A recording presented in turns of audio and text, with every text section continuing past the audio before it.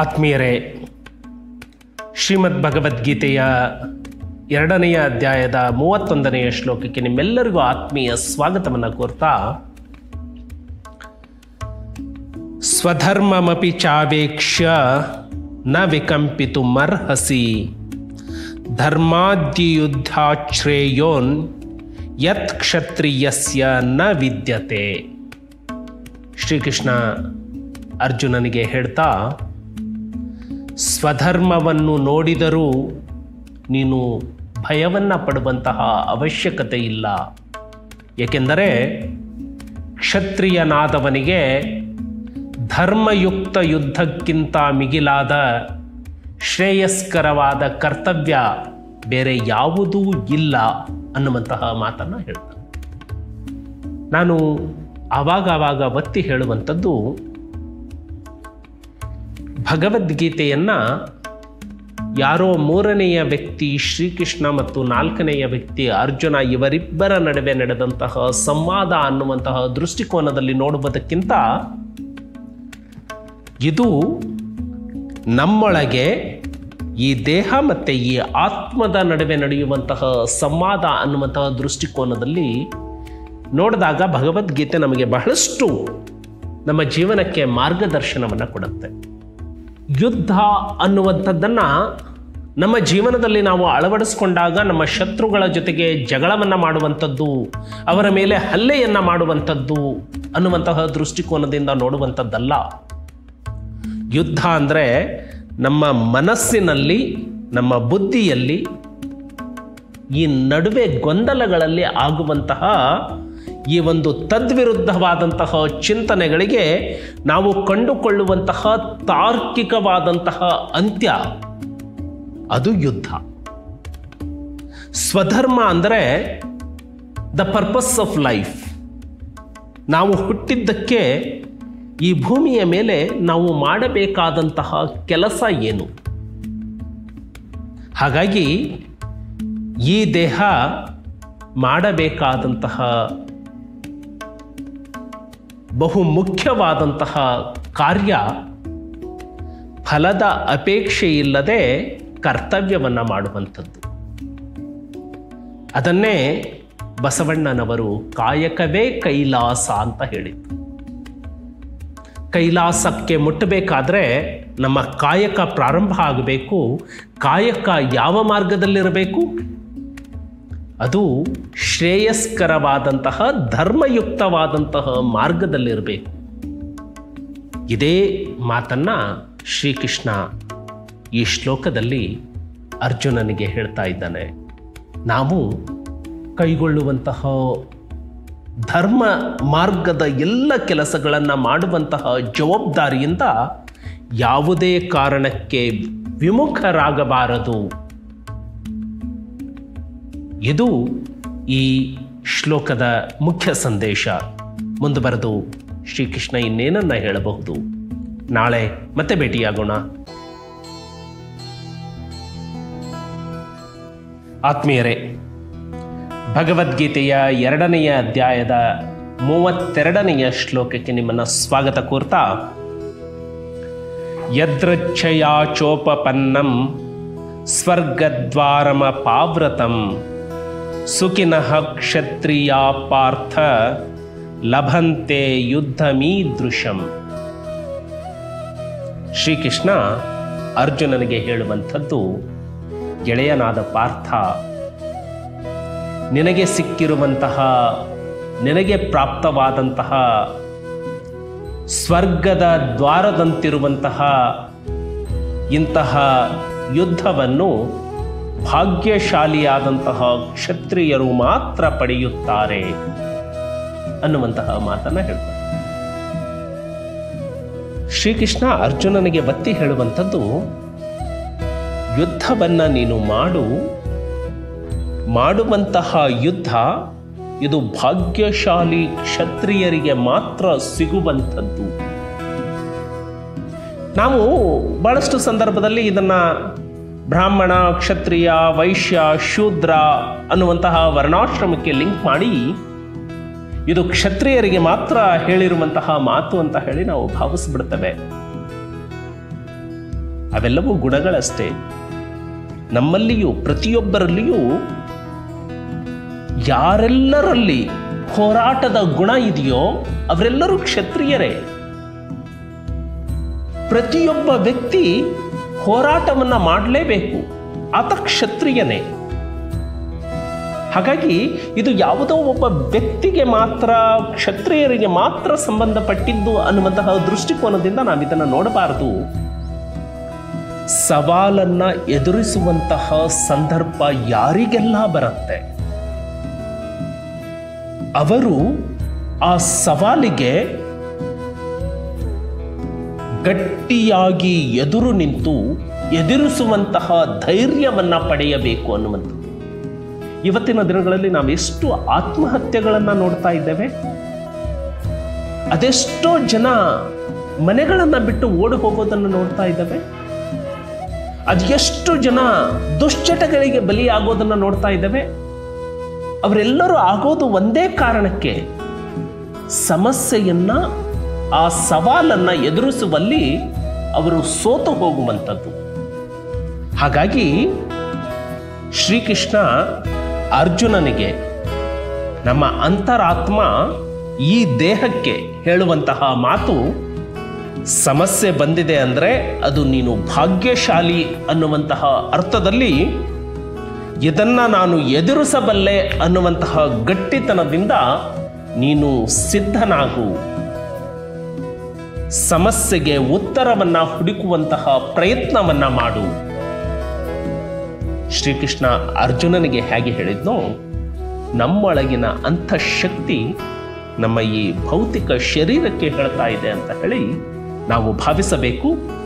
ಸಮಸ್ಯೆಗಳಿಗೆ ಹೆದರಿ ಓಡಿ ಹೋಗೋದಲ್ಲ, ಸಮಸ್ಯೆಯನ್ನು ನಿಂತು ಎದುರಿಸಬೇಕು ಅನ್ನುವಂಥದ್ದೇ ಈ ಶ್ಲೋಕ.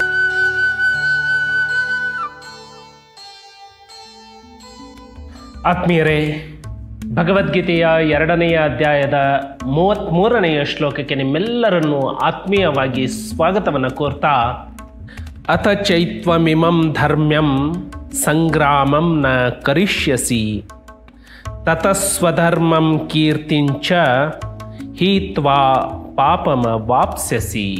ನಿನ್ನೆಯ ಶ್ಲೋಕದಲ್ಲಿ ಶ್ರೀಕೃಷ್ಣ ಕರ್ತವ್ಯಕ್ಕಿಂತ ಮಿಗಿಲಾಗಿದ್ದು ಯಾವುದೂ ಇಲ್ಲ ಅನ್ನುವಂತಹ ಮಾತನ್ನು ಮುಂದುವರೆಸ್ತಾ ಅರ್ಜುನನಿಗೆ ಹೇಳುವ ಮಾತು, ಈ ಧರ್ಮಯುಕ್ತವಾದ ಯುದ್ಧವನ್ನು ನೀನು ಮಾಡದೇ ಇದ್ದರೆ ಸ್ವಧರ್ಮವನ್ನು ಮತ್ತು ಕೀರ್ತಿಯನ್ನು ಕಳೆದುಕೊಂಡು ಪಾಪವನ್ನು ಪಡೆಯುವೆ ಅನ್ನುವಂತಹ ಮಾತನ್ನು ಹೇಳ್ತಾರೆ.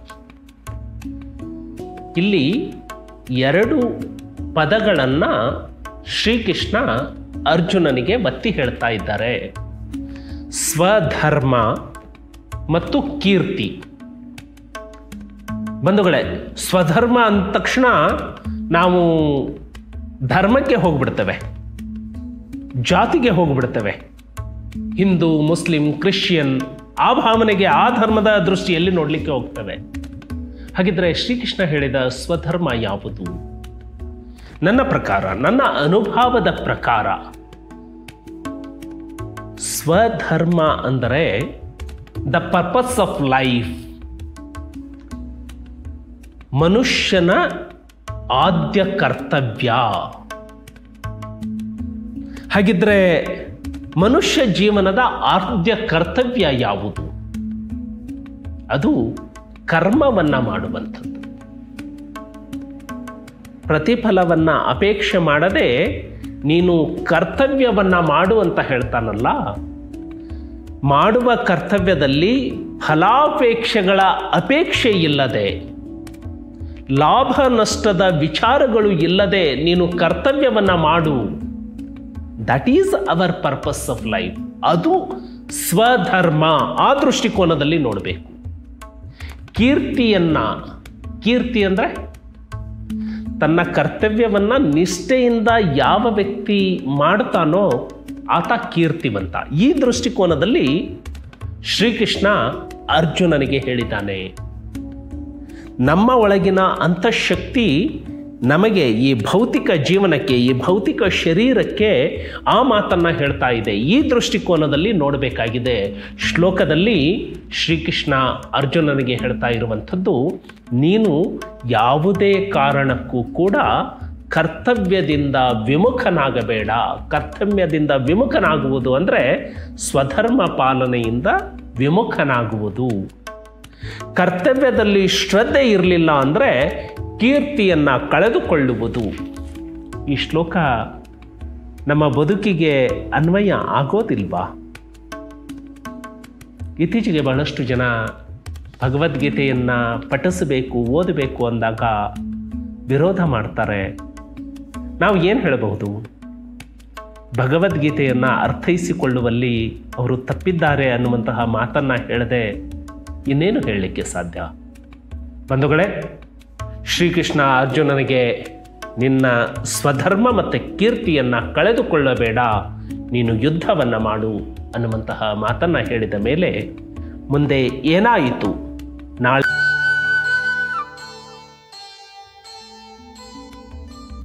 ನಮಸ್ಕಾರ ಸ್ನೇಹಿತರೆ. ಭಗವದ್ಗೀತೆಯ 2ನೇ ಅಧ್ಯಾಯ ಸಾಂಖ್ಯಯೋಗದ 34ನೇ ಶ್ಲೋಕಕ್ಕೆ ನಿಮಗೆ ಆತ್ಮೀಯ ಸ್ವಾಗತವನ್ನು ಕೋರ್ತಾ, ಅಕೀರ್ತಿಂ ಚಾಪಿ ಭೂತಾನಿ ಕಥಯಿಷ್ಯಂತಿ ತೇ ವ್ಯಯಾಂ ಸಂಭಾವಿತಸ್ಯ ಚ ಕೀರ್ತಿರ್ ಮರಣಾದತಿರಿಚ್ಯತೆ. ಶ್ರೀಕೃಷ್ಣ ನಿನ್ನೆಯ ಶ್ಲೋಕದಲ್ಲಿ ನೀನು ಯುದ್ಧವನ್ನು ಮಾಡು ಅನ್ನುವಂತಹ ಮಾತನ್ನು ಹೇಳ್ತಾ ಮುಂದುವರಿಸ್ತಾ, ಒಂದು ವೇಳೆ ನೀನು ಯುದ್ಧ ಮಾಡದೇ ಇದ್ದರೆ ಎಲ್ಲ ಜನರು ಕೂಡ ನಿನ್ನ ಅಪಕೀರ್ತಿಯನ್ನು ಬಹುಕಾಲದವರೆಗೆ ಆಡಿಕೊಳ್ತಾರೆ ಮತ್ತು ಮಾನವಂತನಿಗೆ ಈ ಅಪಕೀರ್ತಿಯು ಮರಣಕ್ಕಿಂತಲೂ ಹೆಚ್ಚಿನದಾಗಿದೆ ಅನ್ನುವಂತಹ ಮಾತನ್ನು ಹೇಳ್ತಾನೆ. ಸ್ನೇಹಿತರೆ, ಈ ಶ್ಲೋಕದಲ್ಲಿ 2 ಪದಗಳನ್ನು ನಾವು ಗುರುತಿಸಬಹುದು. ಒಂದು ಅಪಕೀರ್ತಿ, 2ನೇಯದು ಮರಣ. ಹಿಂದೆ ನಾವು ಶ್ಲೋಕದಲ್ಲಿ ಅರ್ಥವನ್ನು ಮಾಡ್ಕೊಂಡಿದ್ದೇವೆ, ಮರಣ ಅನ್ನುವಂಥದ್ದು ಈ ದೇಹಕ್ಕೆ ಬರುತ್ತೆ, ಅದು ಆತ್ಮಕ್ಕೆ ಅಲ್ಲ ಅಂತ. ಇಲ್ಲಿ ಮರಣ ಅಂತ ಹೇಳಿ ಬಂದಿರೋದ್ರಿಂದ ಇದು ದೇಹವನ್ನು ಕುರಿತು, ನಮ್ಮ ಭೌತಿಕ ಶರೀರವನ್ನು ಕುರಿತು ಶ್ರೀಕೃಷ್ಣ ಹೇಳಿರುವಂತಹ ಮಾತು ಅನ್ನೋದನ್ನು ನಾವು ಅರ್ಥ ಮಾಡಿಕೊಳ್ಬಹುದು. ಅಪಕೀರ್ತಿ ಅನ್ನುವಂಥದ್ದು ಯಾವುದಕ್ಕೆ ಬರುತ್ತೆ? ಮರಣ ಈ ದೇಹಕ್ಕೆ ಬರುತ್ತೆ. ಅಪಕೀರ್ತಿಯು ಕೂಡ ಈ ಭೌತಿಕ ಶರೀರವನ್ನು ಮತ್ತೆ ಒಳಗಿನ ಆತ್ಮವನ್ನು ಕುರಿತು ಹೇಳಿರುವಂಥದ್ದು. ಭೌತಿಕ ಶರೀರದ ಅಪಕೀರ್ತಿ ಈ ದೃಷ್ಟಿಕೋನದಲ್ಲಿ ನೋಡಿದಾಗ ಪ್ರತಿಯೊಂದು ಪ್ರಾಣಿಯ ಭೌತಿಕ ಶರೀರ ತನ್ನದೇ ಆದಂತಹ ಕರ್ತವ್ಯವನ್ನು ಮಾಡ್ತಾನೇ ಇರುತ್ತೆ. ಹಕ್ಕಿಗಳು ಚಿಲಿಪಿಲಿಗುಡ್ತವೆ, ಅವಕ್ಕೆ ಯಾವ ಅಲಾರಾಮ್ ಕೂಡ ಇರೋದಿಲ್ಲ, ಆದರೆ ಬೆಳಗ್ಗೆ ಸರಿಯಾಗಿ 5:30ಕ್ಕೆ ಪ್ರಾರಂಭ ಮಾಡಿಬಿಡ್ತವೆ. ಕೋಳಿ ಕೂಗೋದು ಟೈಮನ್ನು ನೋಡಿ ಕೋಳಿ ಕೂಗೋದಿಲ್ಲ. ಹಾಗೆ ಪ್ರತಿಯೊಂದು ಭೌತಿಕ ಶರೀರಕ್ಕೆ ಕೆಲಸ, ಕರ್ತವ್ಯ, ಕರ್ಮ ಅನ್ನುವಂಥದ್ದು ಮುಖ್ಯ. ಶ್ರೀಕೃಷ್ಣ ಇಲ್ಲಿ ಭೌತಿಕ ಶರೀರ ಯಾವಾಗಲೂ ಕ್ರಿಯಾಶೀಲವಾಗಿರಬೇಕು ಅನ್ನುವಂತಹ ಮಾತನ್ನು ಹೇಳ್ತಾ, ಭೌತಿಕ ಶರೀರ ಮಾಡುವಂತಹ ಕರ್ತವ್ಯದಿಂದ ವಿಮುಖನಾದರೆ ಅದು ಈ ಶರೀರಕ್ಕೆ ಅಪಕೀರ್ತಿ ಅನ್ನುವಂಥದ್ದನ್ನು ಒತ್ತಿ ಹೇಳ್ತಾ ಇದ್ದಾನೆ. ಬಂಧುಗಳೇ, ನಾವು ಎಷ್ಟು ಕ್ರಿಯಾಶೀಲರಾಗಿರಬೇಕು ಅನ್ನೋದು ಈ ಶ್ಲೋಕದ ಮಹತ್ವದಿಂದ ನಮಗೆ ಗೊತ್ತಾಗುತ್ತೆ. 12ನೇ ಶತಮಾನದಲ್ಲಿ ಬಸವಣ್ಣನವರು ಕಾಯಕವೇ ಕೈಲಾಸ ಅನ್ನೋದನ್ನು ಒತ್ತಿ ಹೇಳಿದ್ರು.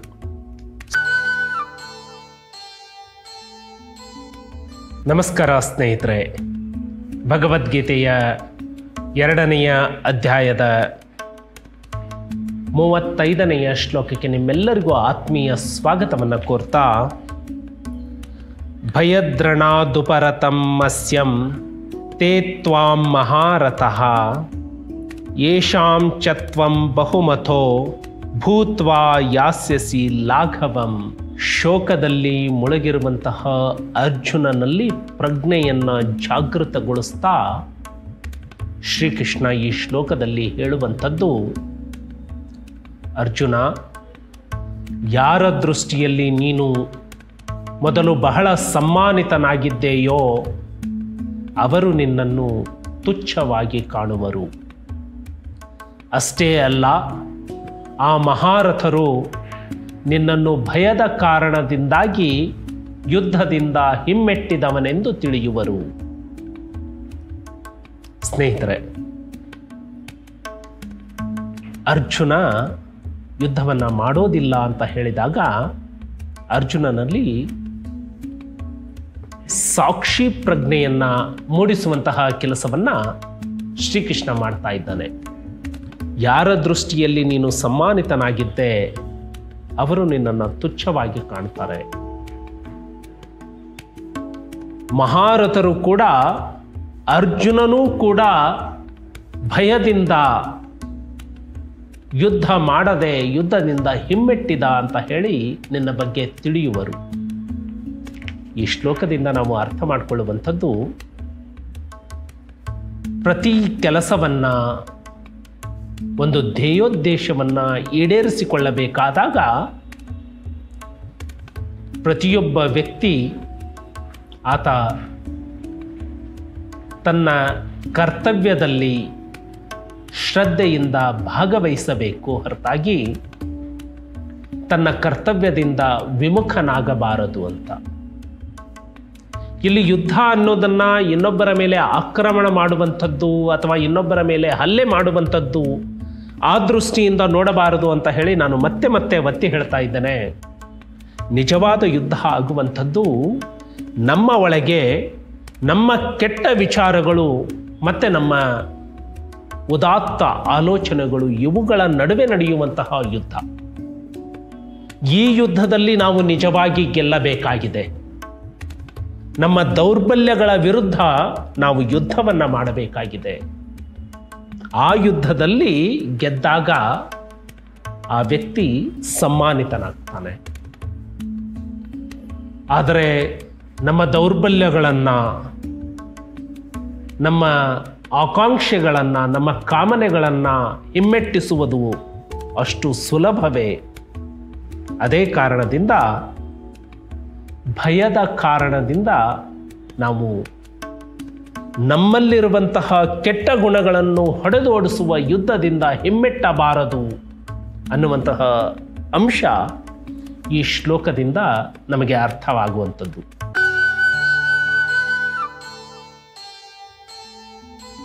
ನಮಸ್ಕಾರ ಸ್ನೇಹಿತರೆ, ಶ್ರೀಮದ್ ಭಗವದ್ಗೀತೆಯ ಸಾಂಖ್ಯಯೋಗ 2ನೇ ಅಧ್ಯಾಯದ 36ನೇ ಶ್ಲೋಕಕ್ಕೆ ನಿಮಗೆ ಆತ್ಮೀಯ ಸ್ವಾಗತವನ್ನು ಕೋರ್ತಾ, ಅವಾಚ್ಯಾವಾದಾಂಚ ಬಹೂನ್ ವದಿಷ್ಯಂತಿ ತವಾಹಿತಃ ನಿಂದಂತಸ್ತವ ಸಾಮರ್ಥ್ಯಂ ತಥೋ ದುಃಖತರಂ ನು ಕಿಂ. ನಿನ್ನೆಯ ಶ್ಲೋಕದಲ್ಲಿ ಶ್ರೀಕೃಷ್ಣ ನಿನ್ನನ್ನು ಯುದ್ಧದಿಂದ ಹಿಮ್ಮೆಟ್ಟಿದವನು ಅಂತ ಹೇಳಿ ಕೀಳಾಗಿ ನೋಡ್ತಾರೆ ಅನ್ನುವಂತಹ ಮಾತನ್ನು ಹೇಳಿ ಈ ಶ್ಲೋಕದಲ್ಲಿ ಅದನ್ನೇ ಮುಂದುವರಿಸ್ತಾ, ನಿನ್ನ ವೈರಿಗಳು ನಿನ್ನ ಸಾಮರ್ಥ್ಯವನ್ನು ನಿಂದಿಸುತ್ತಾ ನಿನ್ನ ಬಗ್ಗೆ ಹೇಳಬಾರದ ಅನೇಕ ಮಾತುಗಳನ್ನು ನುಡಿಯುವರು. ಇದಕ್ಕಿಂತ ಹೆಚ್ಚಿನದಾದ ದುಃಖವು ಮತ್ತೆ ಯಾವುದಿರಬಹುದು? ಅರ್ಜುನ, ನೀನು ಯುದ್ಧದಿಂದ ಹಿಮ್ಮೆಟ್ಟಬೇಡ, ಯುದ್ಧವನ್ನು ಮಾಡು. ಇಲ್ಲದೇ ಇದ್ದರೆ ವೈರಿಗಳು ನಿನ್ನ ಸಾಮರ್ಥ್ಯವನ್ನು ನಿಂದಿಸ್ತಾರೆ ಅನ್ನುವಂತಹ ಮಾತನ್ನು ಹೇಳ್ತಾರೆ. ಸೊ ನಾವು ಈ ಶ್ಲೋಕವನ್ನು ಓದುವಾಗ ಏನು ಅರ್ಥ ಮಾಡ್ಕೊಳ್ತೀವಿ ಅಂದರೆ ಇನ್ನೊಬ್ಬರ ಮೇಲೆ ದಂಡೆತ್ತಿ ಹೋಗುವಂಥದ್ದು, ಇನ್ನೊಬ್ಬರನ್ನ ಸಾಯಿಸುವಂಥದ್ದು ಅಥವಾ ಇನ್ನೊಬ್ಬರ ಮೇಲೆ ಬಾಣವನ್ನು ಹೂಡುವಂಥದ್ದು, ಇದಕ್ಕೆ ಶ್ರೀಕೃಷ್ಣ ಯಾಕೆ ಒತ್ತಾಯವನ್ನು ಮಾಡಿದ? ಆ ದೃಷ್ಟಿಕೋನದಲ್ಲಿ ಯುದ್ಧ ಮಾಡೋದು ಅಂದರೆ ನಮ್ಮ ಶತ್ರುಗಳನ್ನು ಸಂಹರಿಸೋದೇ ನಮ್ಮ ಗುರಿನಾ? ಈ ದೃಷ್ಟಿಯಲ್ಲಿ ನೋಡ್ತೀವಿ. ಆದರೆ ಸ್ನೇಹಿತರೆ, ಸೂಕ್ಷ್ಮ ಸಂವೇದನೆಯಿಂದ ಭಗವದ್ಗೀತೆಯನ್ನು ಅರ್ಥ ಮಾಡಿಕೊಂಡಾಗ ನಮಗೆ ಗೊತ್ತಾಗುತ್ತೆ, ಈ ಶ್ಲೋಕ ನಮ್ಮ ಆತ್ಮ ಈ ಶರೀರಕ್ಕೆ ಹೇಳ್ತಾ ಇರುವಂಥದ್ದು. ಹಾಗಾಗಿ ನೀನು ಕರ್ತವ್ಯವನ್ನು ಮಾಡು, ನಿನ್ನ ವೈರಿಗಳ ಮುಂದೆ ನೀನು ಸಣ್ಣವನಾಗಬೇಡ ಅನ್ನುವಂಥದ್ದು ಈ ಶ್ಲೋಕದ ಸಾರಾಂಶ. ಹಾಗಿದ್ರೆ ವೈರಿಗಳು ಯಾರು? ಭಯ, ಕ್ರೋಧ, ಅಹಂಕಾರ, ಲಾಲಸೆ ಇವೆಲ್ಲವೂ ಕೂಡ ನಮ್ಮ ಬದುಕನ್ನು ಹಾಳು ಮಾಡುವಂತಹ ನಮ್ಮ ವೈರಿಗಳು. ಈ ವೈರಿಗಳನ್ನು ಎದುರಿಸುವಲ್ಲಿ ನಾವು ಸೋತು ಬಿಟ್ರೆ, ಕಷ್ಟ ಬಂದಾಗ ನಾವು ಆತ್ಮಹತ್ಯೆಗೆ ಶರಣಾಗಿಬಿಟ್ರೆ, ಅಥವಾ ಯಾವುದೋ ಒಂದು ಸಂದಿಗ್ಧ ಸಮಸ್ಯೆ ಬಂದಾಗ ಅದನ್ನು ನಾವು ಎದುರಿಸಲಾರದೆ ನಾವು ಹತಾಶರಾಗಿ ಯಾವುದೋ ದುಶ್ಚಟಕ್ಕೆ, ಡ್ರಗ್ಸ್ಗೆ ಅಡಿಕ್ಟ್ ಆಗಿಬಿಟ್ರೆ ಅದು ನಮ್ಮ ಪಲಾಯನ ಮಾದ ಆಗತ್ತೆ. ಆವಾಗ ನಾವು ಯಾವುದಕ್ಕೆ ಹೆದರಿದ್ವೋ, ಯಾವುದನ್ನು ಸೋಲಿಸುವಲ್ಲಿ ನಾವು ವಿಫಲರಾದವೋ ಅವು ನಮ್ಮನ್ನು ಆವರಿಸ್ಕೊಳ್ಳತ್ತೆ. ಅದು ನಮ್ಮ ಅಹಂಕಾರವೇ ಇರಬಹುದು, ನಮ್ಮಲ್ಲಿ ಇರುವಂತಹ ಭಯ ಇರಬಹುದು, ಅಥವಾ ನಮ್ಮ ಕ್ರೋಧ ಇರಬಹುದು, ಅಥವಾ ಇವುಗಳನ್ನು ಎದುರಿಸಲಿಕ್ಕೆ ಆಗದೆ ನಾವು ಶರಣಾಗತಿಯಾಗಿರುವಂತಹ ದುಶ್ಚಟ ಇರಬಹುದು. ಅವೆಲ್ಲವೂ ನಮ್ಮನ್ನು ಆವರಿಸ್ಕೊಂಡಾಗ ಬೇರೆಯವರು ನೋಡಿದಾಗ ನಮ್ಮ ಬದುಕು ಹೇಗಿರುತ್ತೆ? ನೋಡು, ಕುಡಿದು ಹೇಗಾಗಿದ್ದಾರೆ, ನೋಡು ಜೂಜಾಟಕ್ಕೆ ಬಿದ್ದು, ಇಸ್ಪೀಟ್ ಆಡುವಂತಹ ದುಶ್ಚಟಕ್ಕೆ ಬಿದ್ದು ಅವನು ಬದುಕು ಹೇಗೆ ಹಾಳು ಮಾಡಿಕೊಂಡಿದ್ದಾರೆ. ಈ ವೈರಿಗಳು ಅಂದರೆ ನಮ್ಮ ಬದುಕನ್ನು ಹಾಳು ಮಾಡುವಂತಹ ನಮ್ಮ ದೌರ್ಬಲ್ಯಗಳು, ಇವುಗಳನ್ನು ವೈರಿಗಳು ಅಂತ ಹೇಳಿ ನೋಡಿದರೆ, ಈ ವೈರಿಗಳು ನಮ್ಮ ಬದುಕನ್ನು ಅಪಹಾಸ್ಯಗೊಳಿಸ್ತವೆ. ಈ ಅರ್ಥದಲ್ಲಿ ಈ ಶ್ಲೋಕವನ್ನು ನೋಡಬಹುದು ಅಂತ ಹೇಳ್ತಾ ಮುಂದುವರೆದು ಶ್ರೀಕೃಷ್ಣ ಇನ್ನು ಯಾವ ಮಾತುಗಳನ್ನು ಹೇಳಬಹುದು?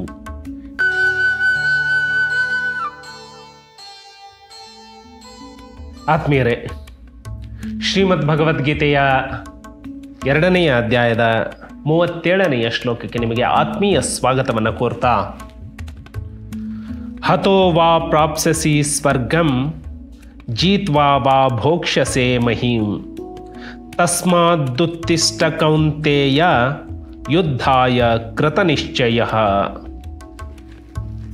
ಯುದ್ಧವನ್ನು ಮಾಡು ಅನ್ನುವಂತಹ ಮಾತನ್ನು ಶ್ರೀಕೃಷ್ಣ ಅರ್ಜುನನಿಗೆ ಬತ್ತಿ ಹೇಳ್ತಾ ಈ ಶ್ಲೋಕದಲ್ಲಿ, ಯುದ್ಧದಲ್ಲಿ ನೀನು ಸತ್ತರೆ ಸ್ವರ್ಗವನ್ನು ಪಡೆಯುವೆ, ಅಥವಾ ಯುದ್ಧದಲ್ಲಿ ಗೆದ್ದರೆ ಪೃಥ್ವಿಯ ರಾಜ್ಯವನ್ನು ಅನುಭವಿಸುವೆ. ಆದ್ದರಿಂದ ಹೇ ಅರ್ಜುನ, ನೀನು ಯುದ್ಧಕ್ಕಾಗಿ ನಿಶ್ಚಯ ಮಾಡಿ ಎದ್ದು ನಿಲ್ಲು ಅನ್ನುವಂತಹ ಮಾತನ್ನು ಹೇಳ್ತಾನೆ. ಅಂದರೆ ಈ ಶ್ಲೋಕದಲ್ಲಿ ಯುದ್ಧ ಅನ್ನುವಂಥದ್ದು ಬಹಳ ಮುಖ್ಯ. ನೀನು ಯುದ್ಧದಲ್ಲಿ ಸತ್ರು ಪರವಾಗಿಲ್ಲ, ಸ್ವರ್ಗವನ್ನು ಪಡಿತೀಯ, ಗೆದ್ದರೆ ಪೃಥ್ವಿಯ ರಾಜ್ಯವನ್ನು ಪಡಿತೀಯ. ಅದಕ್ಕಾಗಿ ಯುದ್ಧ ಮಾಡು. ಬಂಧುಗಳೇ, ನಾವು ಯುದ್ಧವನ್ನು ಮಾಡೋದೇ ಮುಖ್ಯ, ಅದೇ ಪುಣ್ಯದ ಕೆಲಸ ಅಂತ ಹೇಳಿ ತಿಳ್ಕೊಂಡು ಇನ್ನೊಬ್ಬರ ಮೇಲೆ ಆಕ್ರಮಣ ಮಾಡಬಹುದಾ, ಅದನ್ನು ನಾವು ಸಮರ್ಥಿಸಿಕೊಳ್ಳಬಹುದಾ, ಆ ದೃಷ್ಟಿಕೋನದಲ್ಲಿ ಹೋಗ್ಬಿಡ್ತವೆ. ನನ್ನ ಪ್ರಕಾರ, ನನ್ನ ಅನುಭವದ ಪ್ರಕಾರ, ಶ್ರೀಕೃಷ್ಣ ಮತ್ತು ಅರ್ಜುನನ ನಡುವೆ ನಡೆಯುವಂತಹ ಸಂವಾದ ಈ ಭೌತಿಕ ಶರೀರ ಮತ್ತು ನಮ್ಮ ಆತ್ಮದ ನಡುವೆ ನಡೆಯುವಂತಹ ಸಂವಾದ, ಆ ದೃಷ್ಟಿಯಲ್ಲಿ ನಾವು ನೋಡಬೇಕಾಗಿದೆ. ಹಾಗಾಗಿ ಯುದ್ಧವನ್ನು ಮಾಡಬೇಕಾಗಿರುವಂಥದ್ದು ಈ ಭೌತಿಕ ಶರೀರ. ನಮ್ಮ ಶತ್ರುಗಳು ಯಾರು ಅಂತ ಹೇಳಿದರೆ, ಅವು ನಮ್ಮಲ್ಲಿ ಅಡಗಿರುವಂತಹ ನಮ್ಮ ವೀಕ್ನೆಸ್ಗಳು, ಅರಿಷಡ್ ವರ್ಗಗಳು, ಕ್ರೋಧ, ಮದ, ಮತ್ಸರ, ಕಾಮ ಇವೆಲ್ಲವೂ ನಮ್ಮ ಶತ್ರುಗಳು. ಹಾಗಾಗಿ ಈ ಭೌತಿಕ ಶರೀರ ಅವುಗಳನ್ನು ಮೀರುವಂತಹ ಚಟುವಟಿಕೆಗಳಲ್ಲಿ ತೊಡಗಿಸಿಕೊಳ್ಳಬೇಕು. ಆ ಒಂದು ಪ್ರಯತ್ನದಲ್ಲಿ ನಿನ್ನಲ್ಲಿರುವಂತಹ ದೌರ್ಬಲ್ಯವನ್ನು ಗೆಲ್ಲೋದಕ್ಕಾಗಿ ನೀನು ನಿರಂತರವಾದಂತಹ ಪ್ರಯತ್ನವನ್ನು ಮಾಡು. ನಿನ್ನ ಬದುಕನ್ನೇ ಅದಕ್ಕಾಗಿ ಮೀಸಲಿರಿಸು. ಆ ಒಂದು ಪ್ರಕ್ರಿಯೆಯಲ್ಲಿ ನೀನು ಸತ್ತರೂ ಪರವಾಗಿಲ್ಲ, ಸ್ವರ್ಗವನ್ನು ಪಡೆಯುವೆ ಅನ್ನುವಂತಹ ಮಾತು. ಯುದ್ಧದಲ್ಲಿ ಗೆದ್ದರೆ ಪೃಥ್ವಿಯ ರಾಜ್ಯವನ್ನು ಅನುಭವಿಸುವೆ. ಸೊ ಯುದ್ಧ ಗೆದ್ದುಬಿಟ್ರೆ ಇಡೀ ಭೂಮಂಡಲ ನಮ್ಮದಾಗತ್ತೆ, ಅದಕ್ಕೆ ನಾವು ಒಡೆಯನಾಗಿರ್ತೇನೆ, ನಾನೊಂದು ದೊಡ್ಡ ಆಸ್ಥಾನದ ಮೇಲೆ ಕೂರ್ತೇನೆ, ಸಿಂಹಾಸನದಲ್ಲಿ ಕೂತು ಸುಖ ಭೋಗಗಳನ್ನು ಅನುಭವಿಸ್ತೇನೆ. ಆ ದೃಷ್ಟಿಯಲ್ಲಿ ಇದನ್ನು ನೋಡಬೇಡಿ. ಪೃಥ್ವಿಯ ರಾಜ್ಯವನ್ನು ಅನುಭವಿಸುವೆ ಅಂದರೆ ನಿಜವಾದ ಬದುಕನ್ನು ನಮ್ಮ ಬದುಕಿನಲ್ಲಿ ನಾವು ಅನುಭವಿಸ್ತೇವೆ. ಈ ಶರೀರವನ್ನು ನಮ್ಮ ಬದುಕಿಗೆ ಅಳವಡಿಸೋದು ಇದೆಯಲ್ಲ, ಅದು ಪೃಥ್ವಿಯ ರಾಜ್ಯವನ್ನೇ ಅನುಭವಿಸಿದಷ್ಟು. ಒಬ್ಬ ಯೋಗಾಸನ ಮಾಡುವಂಥವರಿಗೆ ನೋಡಿ,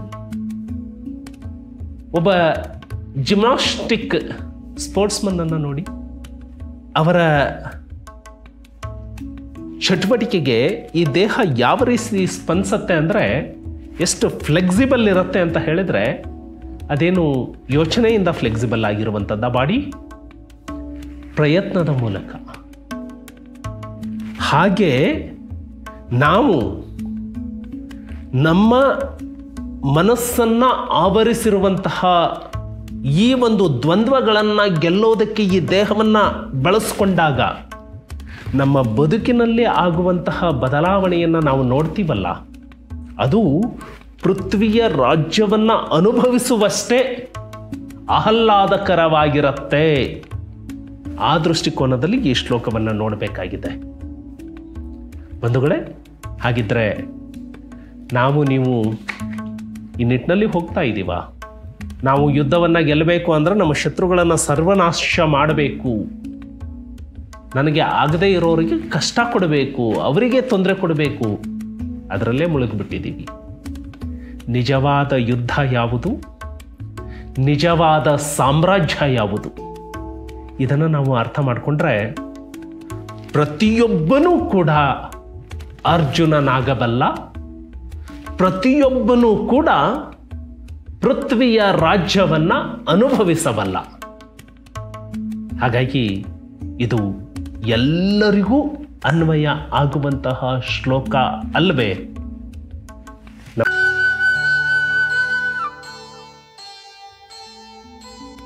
ಆತ್ಮೀಯರೇ, ಭಗವದ್ಗೀತೆಯ 2ನೆಯ ಅಧ್ಯಾಯದ 38ನೆಯ ಶ್ಲೋಕವನ್ನು ನಾನು ಇವತ್ತು ನಿಮ್ಮ ಮುಂದೆ ಪಠಿಸ್ತಾ ಇದ್ದೇನೆ.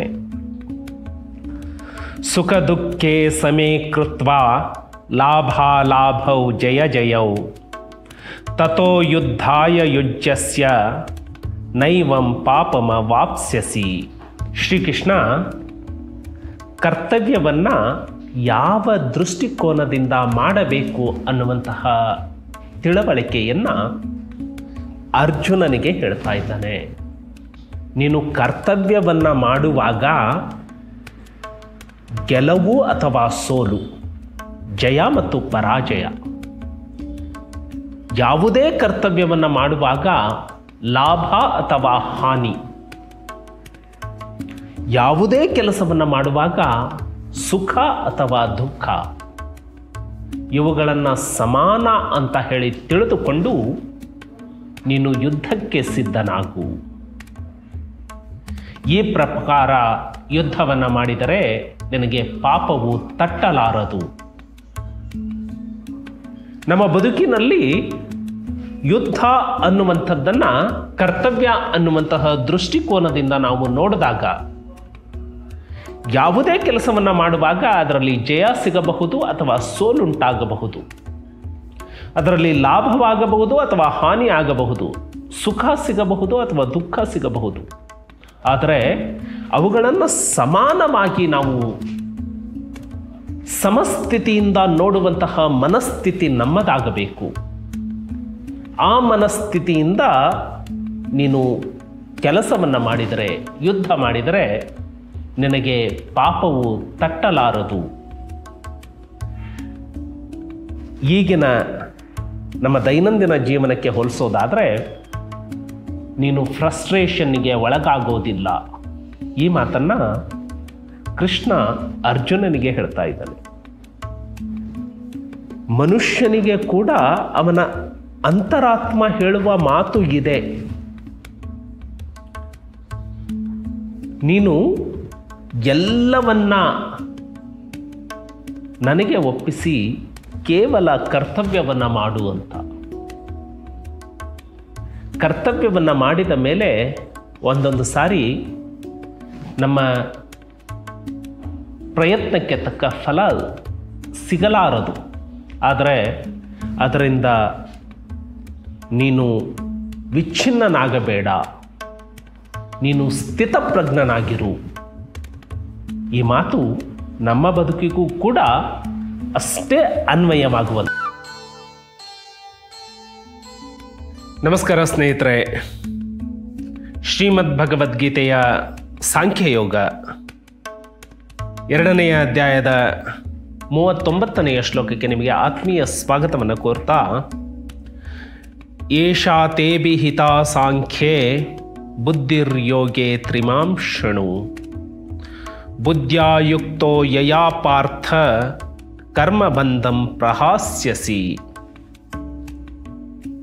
2ನೆಯ ಅಧ್ಯಾಯದ 38ನೆಯ ಶ್ಲೋಕದವರೆಗೆ ಶ್ರೀಕೃಷ್ಣ ಹೇಳಿರುವಂತಹ ಅಂಶಗಳನ್ನು ಜ್ಞಾನಯೋಗ ಅಂತ ಹೇಳಿ ಕರೀತೇವೆ. ಇನ್ನು ಮುಂದೆ ಕರ್ಮಯೋಗದ ಬಗ್ಗೆ ಹೇಳ್ತೀನಿ ಅಂತ ಹೇಳ್ತಾರೆ. ಏ ಪಾರ್ಥ, ಈ ವಿಚಾರವನ್ನು ಜ್ಞಾನಯೋಗದ ಸಂದರ್ಭದಲ್ಲಿ ನಿನಗೆ ಹೇಳಿದೆ. ಇನ್ನು ಮುಂದೆ ಕರ್ಮಯೋಗದ ವಿಷಯವಾಗಿ ಕೇಳು.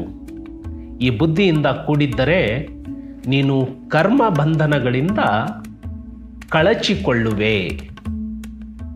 ಸ್ನೇಹಿತರೆ, ಈ ದೇಹ 2 ಪ್ರಕ್ರಿಯೆಗಳಿಗೆ ಸಾಕ್ಷಿಯಾಗಿರುತ್ತೆ. ಒಂದು, ನಾವು ಮಾಡುವಂತಹ ಯೋಚನೆಗಳು.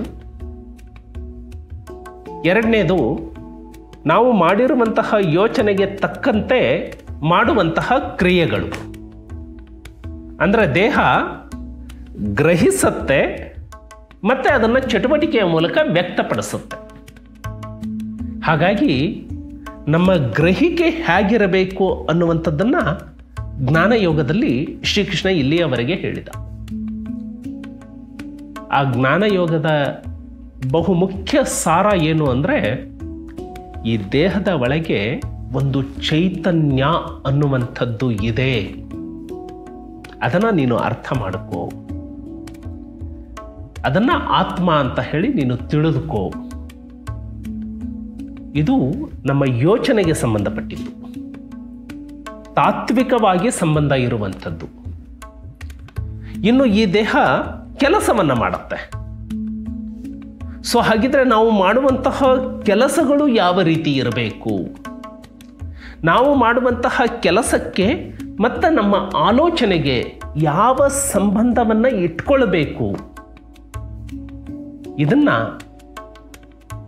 ಶ್ರೀಕೃಷ್ಣ ಅರ್ಜುನನಿಗೆ ತಿಳಿಸುವಂತಹ ಪ್ರಯತ್ನವನ್ನು ಮಾಡ್ತಾ ಈ ಶ್ಲೋಕದಲ್ಲಿ ಹೇಳುವಂಥದ್ದು, ಇನ್ನು ಮುಂದೆ ಕರ್ಮಯೋಗದ ವಿಷಯವಾಗಿ ನೀನು ಕೇಳು.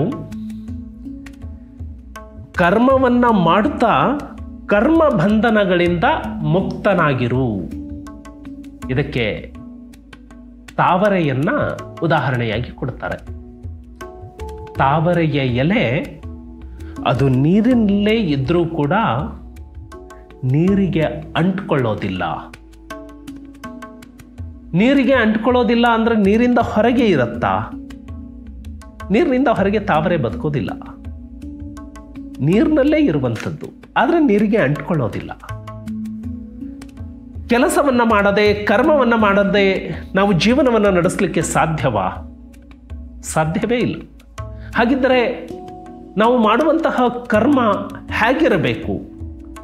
ಕರ್ಮವನ್ನು ಮಾಡುತ್ತಾ, ಕೆಲಸವನ್ನು ಮಾಡ್ತಾ, ಕರ್ತವ್ಯವನ್ನು ನಿರ್ವಹಿಸುತ್ತಾ, ಅದಕ್ಕೆ ಅಂಟಿಕೊಳ್ಳದೆ ನಾವು ಹೇಗೆ ಬದುಕಬೇಕು? ಮುಂದಿನ ಶ್ಲೋಕಗಳಲ್ಲಿ ಅದರ ಬಗ್ಗೆ ಮತ್ತಷ್ಟು ಚರ್ಚೆಯನ್ನು ಮಾಡೋಣ. ನಮಸ್ಕಾರ.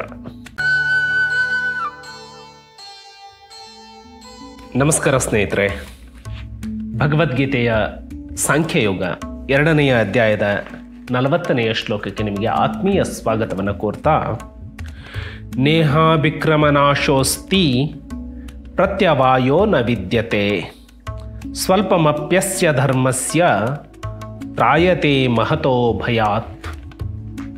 ಶ್ರೀಕೃಷ್ಣ ಕರ್ಮಯೋಗವನ್ನು ಹೇಗೆ ಮಾಡಬೇಕು ಅನ್ನೋದನ್ನು ವ್ಯಕ್ತಪಡಿಸ್ತಾ, ಈ ಕರ್ಮಯೋಗದಲ್ಲಿ ಉಪಕ್ರಮದ ಅಂದರೆ ಬೀಜದ ನಾಶವಾಗುವುದಿಲ್ಲ, ಹಾಗೂ ಇದರಲ್ಲಿ ವಿರುದ್ಧವಾದ ಫಲರೂಪಿ ದೋಷವೂ ಇಲ್ಲ. ಅಷ್ಟೇ ಅಲ್ಲ, ಈ ಕರ್ಮಯೋಗ ರೂಪ ಧರ್ಮದ ಸ್ವಲ್ಪ ಸಾಧನವೂ ಕೂಡ ಜನ್ಮ ಮತ್ತು ಮೃತ್ಯು ರೂಪದ ದೊಡ್ಡ ಭಯದಿಂದ ನಮ್ಮನ್ನು ರಕ್ಷಿಸುತ್ತದೆ ಅನ್ನುವಂತಹ ಮಾತನ್ನು ಹೇಳ್ತಾನೆ. ಅಂದರೆ ಕರ್ಮಯೋಗ ಕರ್ತವ್ಯವನ್ನು ಹೇಗೆ ಮಾಡಬೇಕು ಅನ್ನೋದನ್ನು ವ್ಯಕ್ತಪಡಿಸ್ತಾನೆ. ಕರ್ತವ್ಯವನ್ನು ಹೇಗೆ ಮಾಡಬೇಕು ಅನ್ನೋದು ಮುಂದಿನ ಶ್ಲೋಕದಲ್ಲಿ ನಾವು ಚರ್ಚೆಯನ್ನು ಮಾಡ್ತೇವೆ. ಆದರೆ ಈ ಕರ್ಮಯೋಗ ಮುಂದಿನ ಶ್ಲೋಕಗಳಲ್ಲಿ ಏನು ಕರ್ಮಯೋಗ ಹೇಗೆ ಇರಬೇಕು ಅಂತ ಹೇಳಿ ಶ್ರೀಕೃಷ್ಣ ಹೇಳ್ತಾನೆ. ಆ ಕರ್ಮಯೋಗ ಪ್ರಾರಂಭವಾದ ಮೇಲೆ ಉಪಕ್ರಮದಲ್ಲಿ ಬೀಜದ ನಾಶವಾಗುವುದಿಲ್ಲ. ಅಂದರೆ ನೀವು ಕರ್ಮಯೋಗವನ್ನು ಪ್ರಾರಂಭ ಮಾಡಿದರೆ ಸಾಕು, ಕರ್ಮಯೋಗದ ಪ್ರಯತ್ನವನ್ನು ಮಾಡಿದರೆ ಸಾಕು, ಅದು ವ್ಯರ್ಥ ಅನ್ನೋದಾಗೋದಿಲ್ಲ. ಇದಕ್ಕೆ ವಿರುದ್ಧವಾದಂತಹ ಯಾವುದೇ ದೋಷವೂ ಕೂಡ ಉಂಟಾಗೋದಿಲ್ಲ. ನೀವು ಕರ್ಮಯೋಗವನ್ನು ಪ್ರಾರಂಭ ಮಾಡಿದರೆ ಅದಕ್ಕೆ ನಾಶ ಅನ್ನೋದಿಲ್ಲ. ನೀವು ಎಷ್ಟು ಮಾಡಿರ್ತೀರಿ ಅದು ಶಾಶ್ವತವಾಗಿರುತ್ತೆ ಕರ್ಮಯೋಗ. ಆಮೇಲೆ ಕರ್ಮಯೋಗ ವಿರುದ್ಧವಾದಂತಹ ಫಲರೂಪಿ ದೋಷಗಳು ಇಲ್ಲ. ಅಂದರೆ ನಿಮ್ಮ ಕರ್ಮಯೋಗ ಅದು ಶಾಶ್ವತವಾದಂಥದ್ದು. ಈ ಕರ್ಮಯೋಗಕ್ಕೆ ನಿಮ್ಮನ್ನು ನೀವು ತೊಡಗಿಸಿಕೊಂಡ್ರೆ ಸ್ವಲ್ಪ ಸಾಧನ ಕೂಡ ಅದು ಜನ್ಮ ಮತ್ತು ಮೃತ್ಯು ಈ ಎರಡರಿಂದನೂ ಕೂಡ ನಮ್ಮನ್ನು ರಕ್ಷಣೆ ಮಾಡುತ್ತೆ. ಎಷ್ಟು ವಿಸ್ತಾರವಾದಂತಹ ಕರ್ಮಯೋಗದ ಯೋಗದಾನದ ಬಗ್ಗೆ ಈ ಶ್ಲೋಕದಲ್ಲಿ ನಾವು ನೋಡಬಹುದು. ಸ್ವಲ್ಪ ಕರ್ಮಯೋಗವನ್ನು ನಾವು ಪ್ರಾರಂಭ ಮಾಡಿದರೂ ಕೂಡ ಅದು ಕೊನೆಯವರೆಗೆ ಶಾಶ್ವತವಾಗಿ ಇರುತ್ತೆ. ಹಾಗಿದ್ರೆ ಕರ್ಮಯೋಗ ಅಂದರೆ ಕೆಲವೊಬ್ಬರು ಕರ್ಮಯೋಗಾಸನ ಅಂತ ಹೇಳಿ ಯಾವುದೋ ರೀತಿ ಆಸನಗಳನ್ನು ಮಾಡೋದು ಅಂತ ಹೇಳಿ ಯೋಚನೆ ಮಾಡೋದಲ್ಲ. ನಾವು ಮಾಡುವಂತಹ ಕರ್ತವ್ಯಕ್ಕೆ, ಕರ್ಮಕ್ಕೆ ಮತ್ತು ನಮ್ಮ ಆಲೋಚನೆಗಳಿಗೆ ಸಂಪರ್ಕವನ್ನು ಒದಗಿಸುವಂಥದ್ದು. ಈ ದೇಹ ಮಾಡುವಂತಹ ಚಟುವಟಿಕೆ ಮತ್ತು ಆ ಚಟುವಟಿಕೆ ಪ್ರಾರಂಭಕ್ಕೆ ನಮ್ಮ ಮನಸ್ಸಿನಲ್ಲಿ ಉಂಟಾಗುವಂತಹ ಯೋಚನೆ, ಆ ನಂತರದಲ್ಲಿ ನಾವು ಮಾಡಿದ ಚಟುವಟಿಕೆಯಿಂದ ಬಂದಂತಹ ಫಲ, ರಿಸಲ್ಟ್.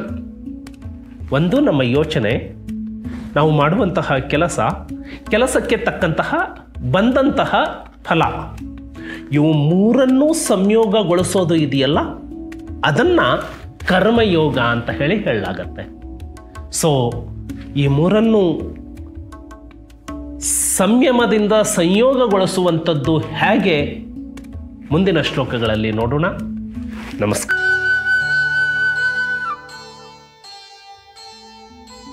ಆತ್ಮೀಯರೇ, ಭಗವದ್ಗೀತೆಯ 2ನೇ ಅಧ್ಯಾಯ ಸಾಂಖ್ಯಯೋಗ 41ನೇ ಶ್ಲೋಕವನ್ನು ಪಠಣ ಮಾಡೋಣ. ವ್ಯವಸಾಯಾತ್ಮಿಕ ಬುದ್ಧಿರ್ ಏಕೇಹ ಕುರು ನಂದನ ಬಹುಶಾಖಾ ಹೆನಂತಾಶ್ಚ ಬುದ್ಧಯೋ ವ್ಯವಸಾಯಿನಾಂ.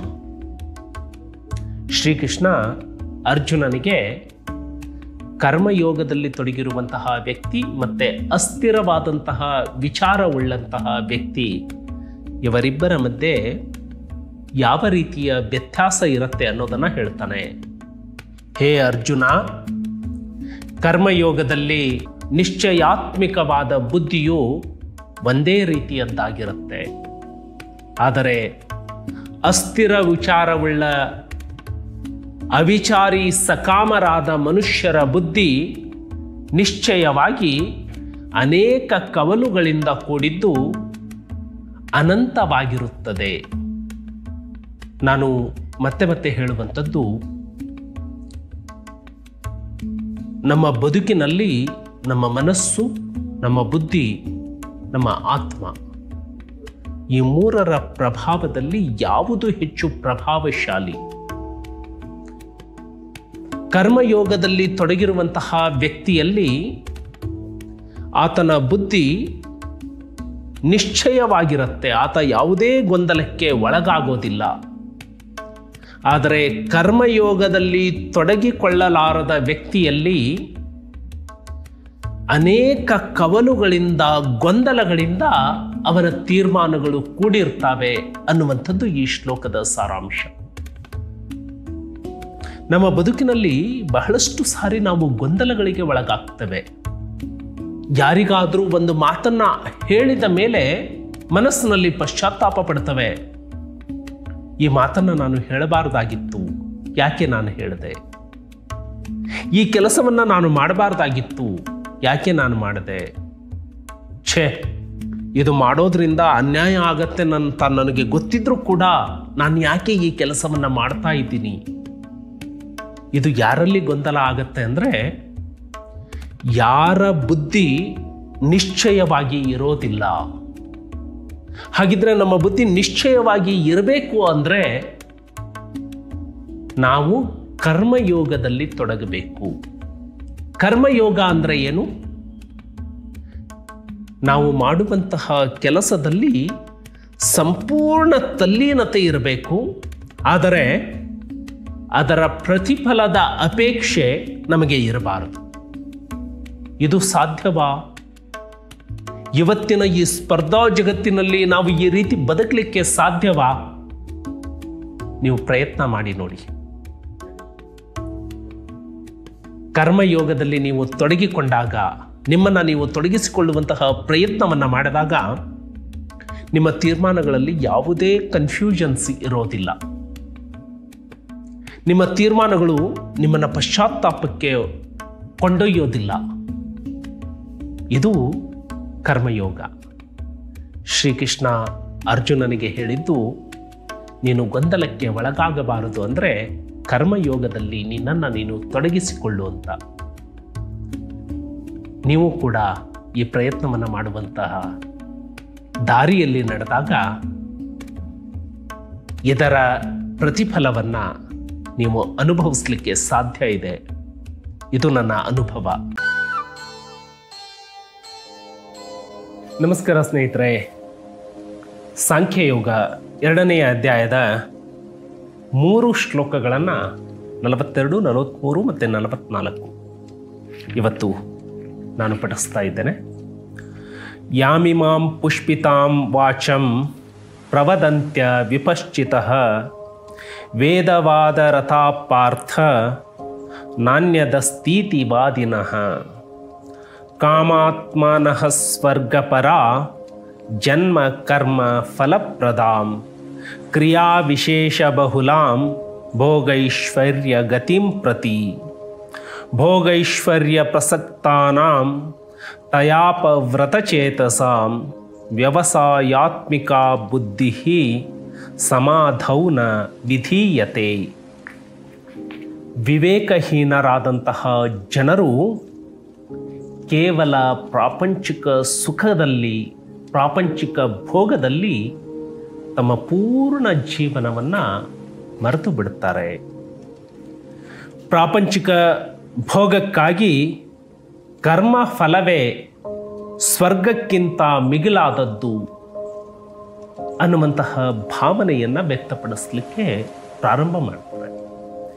ಈ ಭೋಗ ಮತ್ತು ಐಶ್ವರ್ಯದ ಪ್ರಾಪ್ತಿಗಾಗಿ ಅನೇಕ ಪ್ರಕಾರದ ಕ್ರಿಯೆಗಳ ವರ್ಣನೆಯನ್ನು ಮಾಡುತ್ತಾ ಅದರಲ್ಲಿ ಅವರ ಚಿತ್ತವು ಸಂಪೂರ್ಣ ಆಕರ್ಷಿತವಾಗಿ ಭೋಗ ಮತ್ತು ಐಶ್ವರ್ಯದಲ್ಲಿ ಅತ್ಯಂತ ಆಸಕ್ತರಾದ ಪುರುಷರಿಗೆ ಪರಮಾತ್ಮನಲ್ಲಿ ನಿಶ್ಚಯಾತ್ಮಿಕ ಬುದ್ಧಿಯೂ ಇರುವುದಿಲ್ಲ ಅನ್ನುವಂತಹ ಮಾತನ್ನು ಹೇಳ್ತಾರೆ.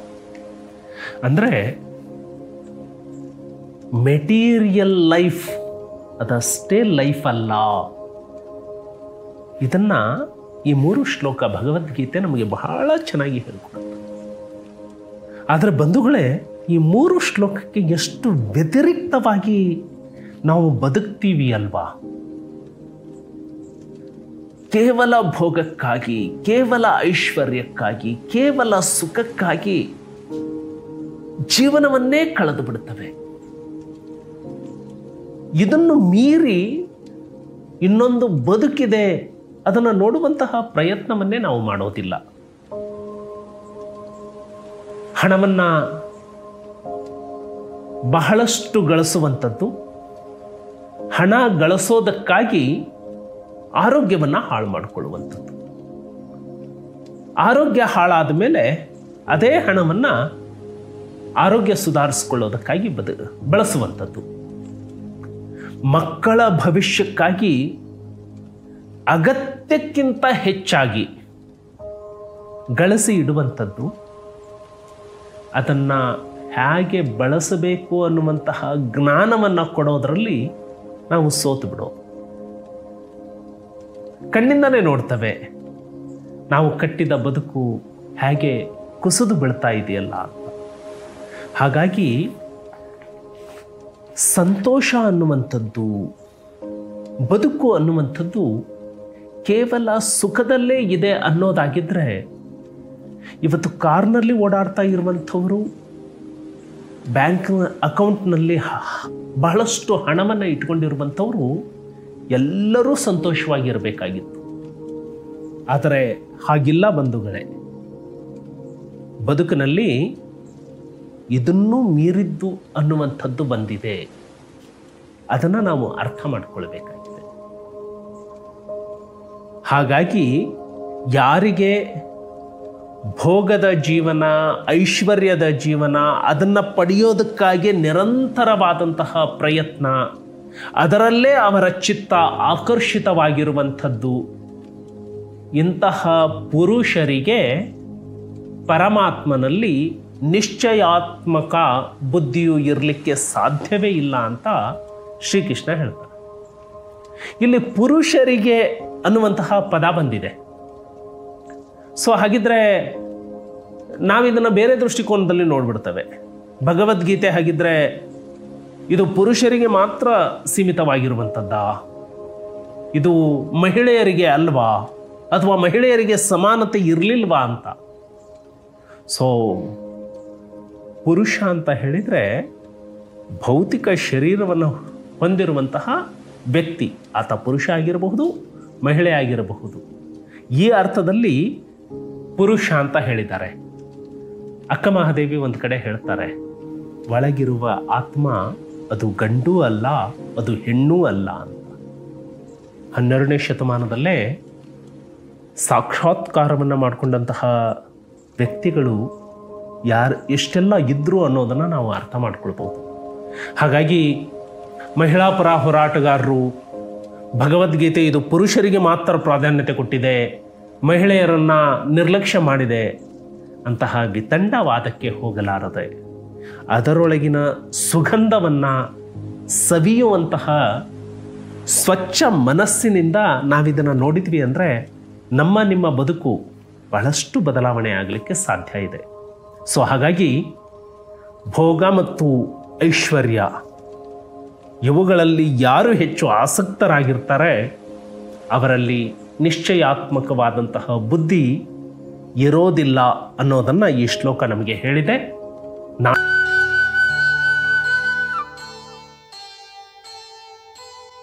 ನಮಸ್ಕಾರ ಸ್ನೇಹಿತರೆ, ಶ್ರೀಮದ್ ಭಗವದ್ಗೀತೆಯ ಸಾಂಖ್ಯ ಯೋಗದ 2ನೇ ಅಧ್ಯಾಯ 45ನೆಯ ಶ್ಲೋಕಕ್ಕೆ ನಿಮಗೆ ಆತ್ಮೀಯ ಸ್ವಾಗತವನ್ನು ಕೋರ್ತಾ, ತ್ರೈಗುಣ್ಯ ವಿಷಯ ವೇದ ನಿಸ್ತ್ರೈಗುಣ್ಯೋ ಭವಾರ್ಜುನ ನಿರ್ದ್ವಂದ್ವೋ ನಿತ್ಯ ಸತ್ವಸ್ಥೋ ನಿರ್ಯೋಗಕ್ಷೇಮ ಆತ್ಮವಾನ್. ಶ್ರೀಕೃಷ್ಣ, ಎಲೈ ಅರ್ಜುನ, ವೇದಗಳು ಮೇಲೆ ಹೇಳಿದಂತೆ 3 ಗುಣಗಳ ಕಾರ್ಯಗಳುಳ್ಳ ಸಮಸ್ತ ಭೋಗ ಮತ್ತು ಅವುಗಳ ಸಾಧನೆಗಳನ್ನು ಪ್ರತಿಪಾದಿಸುತ್ತವೆ. ಆದ್ದರಿಂದ ನೀನು ಈ ಭೋಗ ಹಾಗೂ ಅವುಗಳ ಸಾಧನೆಯ ಕುರಿತು ಆಸಕ್ತನಾಗಬೇಡ. ಹರ್ಷ ಮತ್ತು ಶೋಕ ಇವುಗಳಿಂದ ದ್ವಂದ್ವರಹಿತನಾಗಿ ಯಾವುದು ಶಾಶ್ವತವೋ ಆ ನಿತ್ಯ ವಸ್ತುವಾದ ಪರಮಾತ್ಮನಲ್ಲಿ ಸ್ಥಿತನಾಗಿ ಯೋಗಕ್ಷೇಮವನ್ನು ಬಯಸದೆ ಅಂತಃಕರಣವನ್ನು ಹತೋಟಿಯಲ್ಲಿಡು ಅನ್ನುವಂತಹ ಮಾತನ್ನು ಹೇಳ್ತಾರೆ. ಹಿಂದಿನ ಶ್ಲೋಕದಲ್ಲಿ ನಾವು ತಿಳ್ಕೊಂಡಿದ್ದೇವೆ ಯಾವ ಯಾವ ಗುಣಗಳಿಂದ ನಾವು ಹೊರಗಿರಬೇಕು ಅಂತ. ಎಲ್ಲ ವೇದಗಳನ್ನು ಓದಿದಾಗ ವೇದಗಳು ಹೇಳಿಕೊಡುವಂಥದ್ದು ಇದೆ, ನೀನು ಯಾವುದಕ್ಕೂ ಕೂಡ ಅಂಟಿಕೊಳ್ಳಬೇಡ. 3 ಗುಣಗಳನ್ನು ಕುರಿತು ಈ ಶ್ಲೋಕ ಹೇಳುತ್ತೆ. 3 ಗುಣಗಳು ಯಾವುವು ಅಂದರೆ ಅದು ಸತ್ವಗುಣ, ರಜೋಗುಣ ಮತ್ತು ತಮೋಗುಣ. ಸತ್ವಗುಣ ಅಂದರೆ ತುಂಬ ಒಳ್ಳೆಯ ಗುಣ, ಕರುಣೆ ಇರುವಂಥದ್ದು. ರಜೋಗುಣ ಅಂದರೆ ಇವತ್ತಿನ ಆಧುನಿಕ ಜಗದಲ್ಲಿ ಒಂದು ಸ್ವಲ್ಪ ಹೊಂದಾಣಿಕೆ ಮಾಡಿಕೊಂಡು ಸುಖದ ಜೀವನವನ್ನು ಮಾಡುವಂಥದ್ದು. ತಮೋಗುಣ ಅಂದರೆ ನನ್ನ ಒಬ್ಬನ ಜೀವನವೇ ಮುಖ್ಯ, ಬೇರೆಯವರ ಬದುಕು ಏನಾದರೂ ಆಗಿ ಹೋಗಲಿ ಅನ್ನುವಂತಹ ಸ್ವಾರ್ಥ ಗುಣ. ಈ 3 ಗುಣಗಳಿಂದ ಅತೀತನಾಗಿರು ಅನ್ನುವಂತಹ ಮಾತನ್ನು ಹೇಳ್ತಾ ಸಾಧನೆಗಳ ಕುರಿತು ನೀನು ಆಸಕ್ತನಾಗಬೇಡ. ಹರ್ಷ ಮತ್ತು ಶೋಕ ಅಂದರೆ ನಿನಗೆ ತುಂಬ ಸಂತೋಷವಾದಾಗ ಅಥವಾ ನಿನ್ನಲ್ಲಿ ಶೋಕ ಉಂಟಾದಾಗ, ಅಂದರೆ ನೀನು ಬಯಸಿದ್ದು ಸಿಕ್ಕಾಗ ನಿನಗೆ ಹರ್ಷ ಉಂಟಾಗತ್ತೆ, ನೀನು ಏನು ಬಯಸಿದೆಯೋ ಯಾವುದಕ್ಕಾಗಿ ಪ್ರಯತ್ನ ಪಟ್ಟೋ ಅದು ಸಿಗದೇ ಇದ್ದಾಗ ಶೋಕ ಉಂಟಾಗತ್ತೆ. ಈ 2 ಸಂದರ್ಭಗಳಲ್ಲಿ ದ್ವಂದ್ವರಹಿತನಾಗಿರು. ನೀನು ಆತ್ಮನಲ್ಲಿ ಸ್ಥಿತನಾಗಿ, ಅಂದರೆ ಸುಖ ಬಂದರೂ ಅದು ನನ್ನನ್ನು ಏನೂ ಮಾಡಲಾರದು, ನೋವು ಬಂದರೂ ಕೂಡ ನನ್ನ ಗುರಿಯಿಂದ, ನನ್ನ ಪ್ರಯತ್ನದಿಂದ, ನನ್ನ ತಾಳ್ಮೆಯಿಂದ ನನ್ನನ್ನು ವಿಚಲಿತಗೊಳಿಸಲಾರದು ಅನ್ನುವಂತಹ ಸ್ಥಿತಪ್ರಜ್ಞ ಭಾವದಿಂದ ಎಲ್ಲವನ್ನ ಪರಮಾತ್ಮನಿಗೆ ಸಮರ್ಪಣೆ ಮಾಡಿ ನೀನು ಸ್ಥಿತನಾಗಿ ಕೂತು ಬಿಡು. ಒಂದು ಕಡೆ ನಾವು ಹೇಳ್ತೇವೆ, ನೀನ್ಯಾಕೋ ನಿನ್ನ ಹಂಗ್ಯಾಕೋ, ನಿನ್ನ ನಾಮದ ಬಲವಂದಿದ್ದರೆ ಸಾಕೋ. ಈ ಮಾತಿನಲ್ಲಿ ಎಂತಹ ಅರ್ಥ ಇದೆ ಅಲ್ವಾ? ಹಾಗಾಗಿ ಈ ಶ್ಲೋಕ ಹೇಳುತ್ತೆ, ಯೋಗಕ್ಷೇಮವನ್ನು ಬಯಸದೆ ಅಂತಃಕರಣವನ್ನು ಹತೋಟಿಯಲ್ಲಿಡು. ಈ ನಿಸರ್ಗಕ್ಕೆ, ಪರಮಾತ್ಮನಿಗೆ ನಿನ್ನನ್ನು ನೀನು ಸರೆಂಡರ್ ಮಾಡಿ ನೀನು ನಿನ್ನ ಅಂತಃಕರಣದಲ್ಲಿ ಶಾಂತನಾಗಿ ಇದ್ಬಿಡು. ಇನ್ನೊಂದು ಕಡೆ ದಾಸರು ಹೇಳ್ತಾರೆ, ಹಾಲಲ್ಲಾದರೂ ಹಾಕು, ನೀರಲ್ಲಾದರೂ ಹಾಕು, ಹಾಲಲ್ಲಿ ಕೆನೆಯಾಗಿ ನೀರಲ್ಲಿ ಮೀನಾಗಿ ಹಾಯಾಗಿರುವೆ ರಾಘವೇಂದ್ರ ಅಲ್ವಾ? ಸೊ ಈ ರೀತಿ ನಾವು ಬದುಕಲಿಕ್ಕೆ ಸಾಧ್ಯನಾ? ಇದೆಲ್ಲ ನಮಗೆ ಸಂಬಂಧ ಇಲ್ಲದ್ದು, ಇದೆಲ್ಲ ಮನೆ ಮಠ ಸಂಸಾರ ಎಲ್ಲವನ್ನ ಬಿಟ್ಟವರು ಇರ್ತಾರಲ್ಲ, ಅಂಥವರಿಗೆ ಮಾತ್ರ ಇದು ಅನ್ವಯ ಆಗುವಂಥದ್ದು ಅಂತ ಹೇಳಿ ನಾವು ಭಾವಿಸ್ತೇವೆ. ಹಾಗಲ್ಲ, ನಮ್ಮ ಬದುಕಿನಲ್ಲಿ ನಾವು ಮಾಡುವ ಎಲ್ಲ ಕೆಲಸಗಳು, ನೀನು ರಾಜಕಾರಣವನ್ನೇ ಮಾಡು, ನೀನು ಕೋರ್ಟ್ನಲ್ಲಿ ಅಡ್ವೊಕೇಸಿಯನ್ನೇ ಮಾಡು, ನೀನು ಬಿಸ್ನೆಸ್ಸೇ ಮಾಡು, ನೀನೊಬ್ಬ ಪೌರ ಕಾರ್ಮಿಕನಾಗಿರು, ನೀನೊಬ್ಬ ಆಟೋ ಡ್ರೈವರ್ ಆಗಿರು. ನಾವು ಯಾವುದೇ ಕರ್ತವ್ಯವನ್ನು ಮಾಡ್ತಾ ಇದ್ರೂ ಕೂಡ ಆ ಕರ್ತವ್ಯದ ಮಧ್ಯೆ ಈ ಭಾವನೆಯಿಂದ ನಾವು ಬದುಕಿದ್ವಿ ಅಂತ ಹೇಳಿದ್ರೆ ನಮ್ಮ ಬದುಕು ಎಷ್ಟು ಸುಂದರವಾಗಿ ಇರಬಹುದು ಅಲ್ವಾ? ಆ ಸುಂದರ ಬದುಕಿನ ಕಡೆಗೆ ಹೋಗುವ ಪ್ರಯತ್ನವನ್ನು ಮಾಡೋಣ ಅಂತ ಹೇಳ್ತಾ, ನಮಸ್ಕಾರ ಸ್ನೇಹಿತರೆ. 2ನೆಯ ಅಧ್ಯಾಯದ 46ನೆಯ ಶ್ಲೋಕದ ಪಠಣವನ್ನು ಮಾಡೋಣ. ಯಾವಾನರ್ಥ ಉದಪಾನೆ ಸರ್ವತಃ ಸಂಪ್ಲುತೋದಕೆ ತಾವಾನ್ ಸರ್ವೇಷು ವೇದೇಷು ಬ್ರಾಹ್ಮಣಸ್ಯ ವಿಜಾನತಃ. ಈ ಶ್ಲೋಕದಲ್ಲಿ ಶ್ರೀಕೃಷ್ಣ ಮನುಷ್ಯ ಹಂತ ಹಂತವಾಗಿ ಹೇಗೆ ಪ್ರಬುದ್ಧತೆಯನ್ನು ಸಾಧಿಸಬೇಕು ಅನ್ನೋದನ್ನು ಹೇಳ್ತಾನೆ. ಶ್ರೀಕೃಷ್ಣ ಅರ್ಜುನನಿಗೆ ಹೇಳ್ತಾ, ಎಲ್ಲ ಕಡೆಗಳಿಂದ ತುಂಬಿದ ದೊಡ್ಡ ಜಲಾಶಯವು ದೊರಕಿದಾಗ ಸಣ್ಣ ಜಲಾಶಯದ ಅವಶ್ಯಕತೆ ಮನುಷ್ಯನಿಗೆ ಇರುವುದಿಲ್ಲ. ಹಾಗೆಯೇ ತತ್ವತಃ ಬ್ರಹ್ಮವನ್ನು ತಿಳಿದಿರುವ ಬ್ರಾಹ್ಮಣನಿಗೆ ವೇದಗಳ ಪ್ರಯೋಜನ ಇರುವುದಿಲ್ಲ. ಇಲ್ಲಿ ನಾವು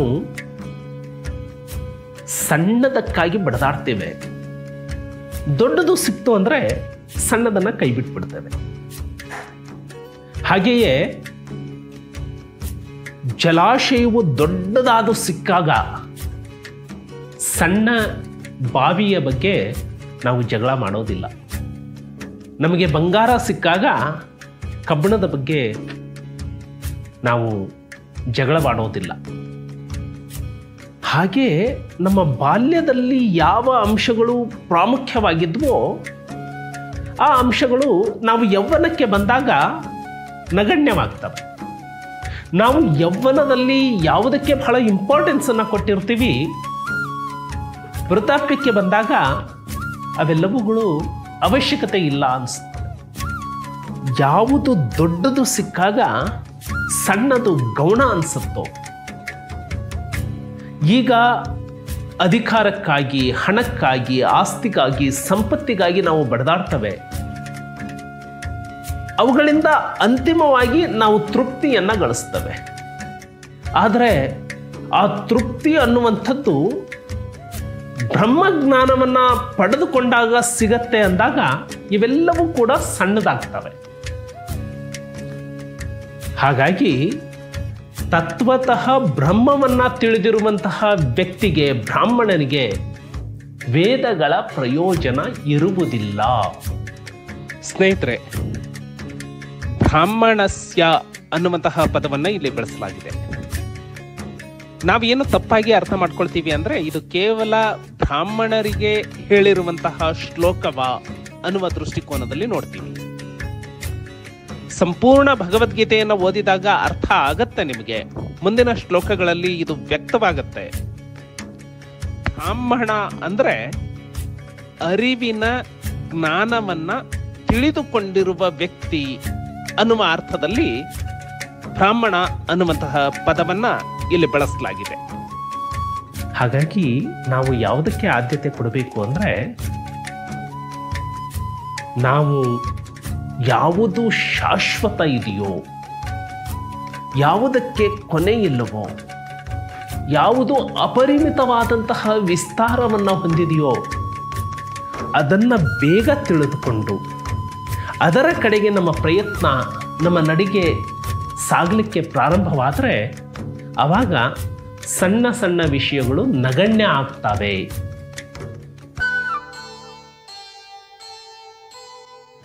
ಆತ್ಮೀಯರೇ, ಭಗವದ್ಗೀತೆಯ 2ನೆಯ ಅಧ್ಯಾಯದ 47ನೆಯ ಶ್ಲೋಕ ಇದು ತುಂಬ ಪಾಪ್ಯುಲರ್ ಶ್ಲೋಕ.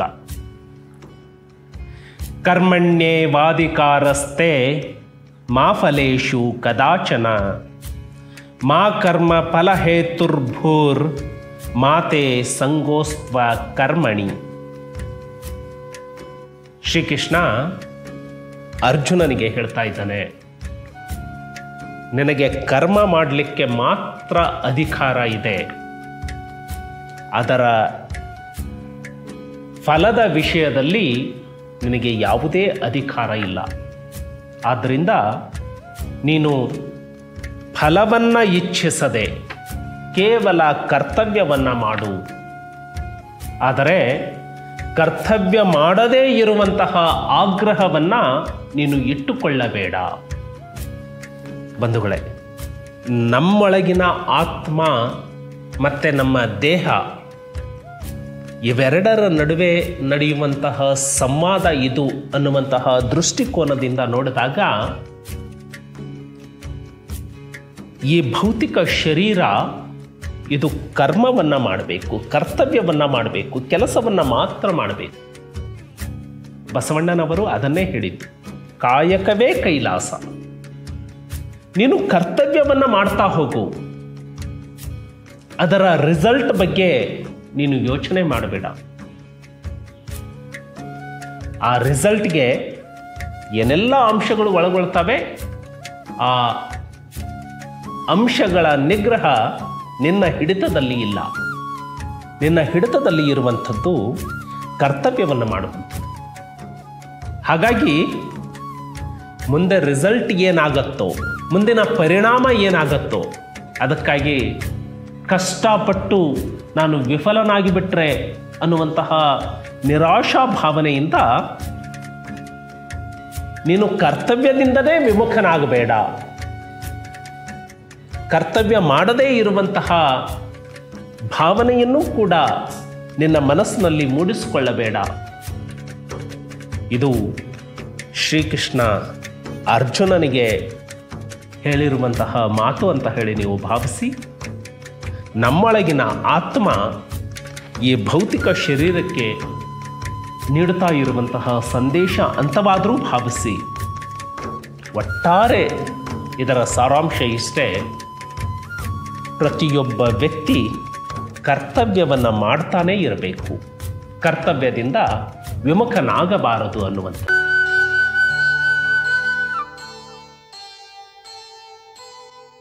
ಆತ್ಮೀಯ ಬಂಧುಗಳೇ, ಶ್ರೀಮದ್ ಭಗವದ್ಗೀತೆಯ 2ನೆಯ ಅಧ್ಯಾಯದ 48ನೆಯ ಶ್ಲೋಕದ ಪಠಣಕ್ಕೆ ನಿಮ್ಮೆಲ್ಲರಿಗೂ ಆತ್ಮೀಯ ಸ್ವಾಗತವನ್ನು ಕೋರ್ತಾ,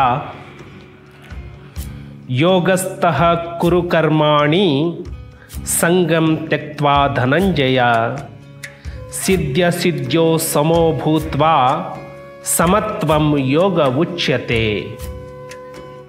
ಹಿಂದಿನ ಶ್ಲೋಕದಲ್ಲಿ ಕರ್ಮಣ್ಯೇವಾಧಿಕಾರಸ್ತೆ, ನೀನು ಕರ್ತವ್ಯವನ್ನು ಮಾಡು, ಅದರ ಫಲದ ಅಪೇಕ್ಷೆಯನ್ನು ಮಾಡಬೇಡ ಅನ್ನುವಂತಹ ಮಾತನ್ನು ಹೇಳ್ತಾ ಶ್ರೀಕೃಷ್ಣ ಮುಂದುವರೆದು, ಎಲೈ ಧನಂಜಯ, ನೀನು ಆಸಕ್ತಿಯನ್ನು ತ್ಯಜಿಸಿ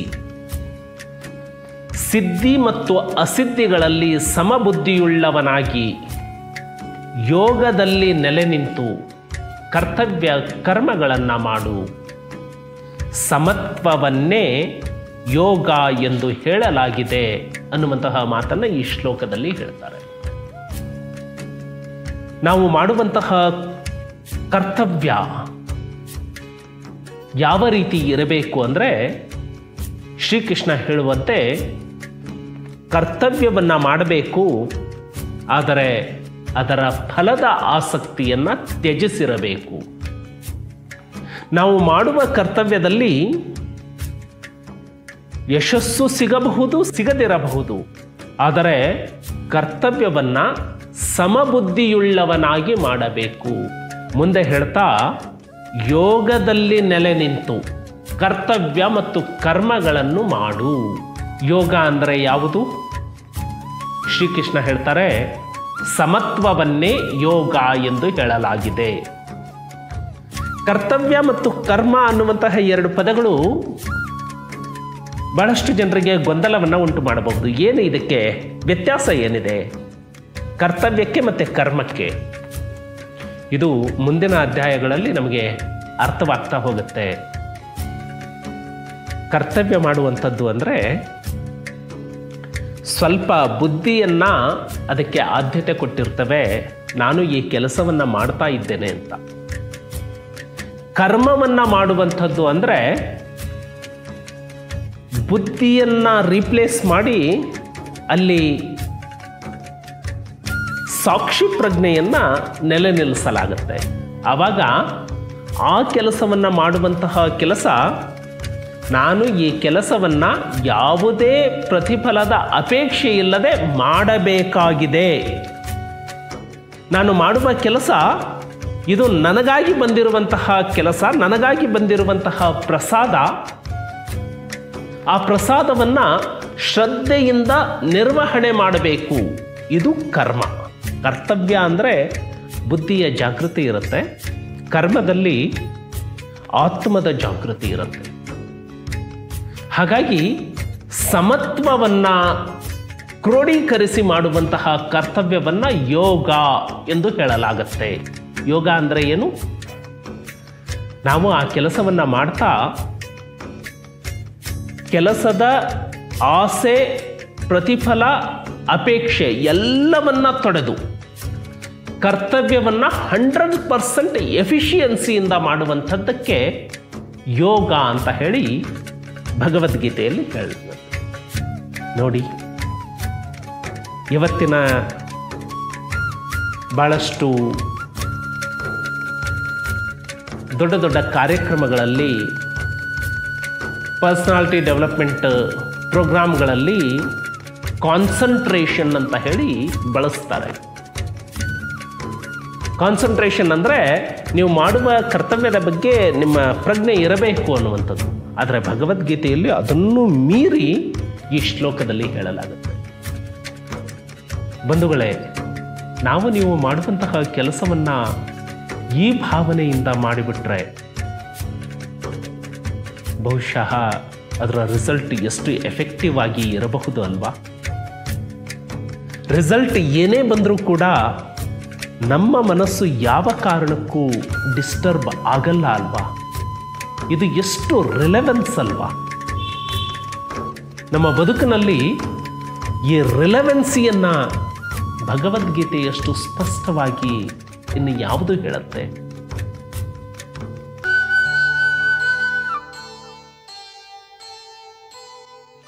ನಮಸ್ಕಾರ ಸ್ನೇಹಿತರೆ, ಭಗವದ್ಗೀತೆಯ 2ನೇ ಅಧ್ಯಾಯ 49ನೆಯ ಶ್ಲೋಕಕ್ಕೆ ನಿಮಗೆ ಆತ್ಮೀಯ ಸ್ವಾಗತವನ್ನು ಕೋರ್ತಾ, ದೂರೇಣ ಹ್ಯವರಂ ಕರ್ಮ ಬುದ್ಧಿಯೋಗ ಧನಂಜಯ ಬುದ್ಧೌ ಶರಣುಮನ್ವಿಚ್ಛ ಕೃಪಣ ಫಲಹೇತವಃ.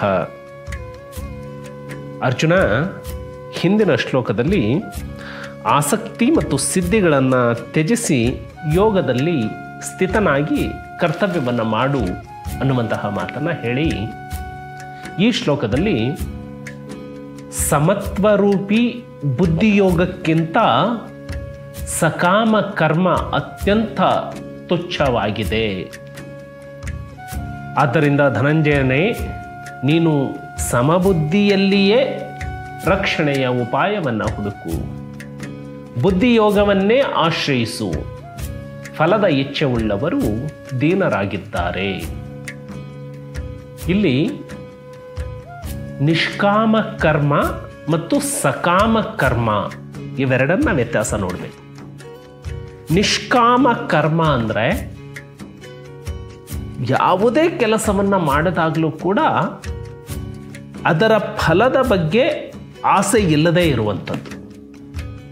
ಸಕಾಮ ಕರ್ಮ ಅಂದರೆ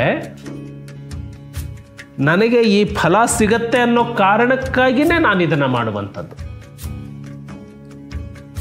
ನಿಷ್ಕಾಮ ಕರ್ಮ ತಂದೆ ಮಗನ್ನ ಬೆಳೆಸುವಂಥದ್ದು ಅವನ ಜವಾಬ್ದಾರಿ.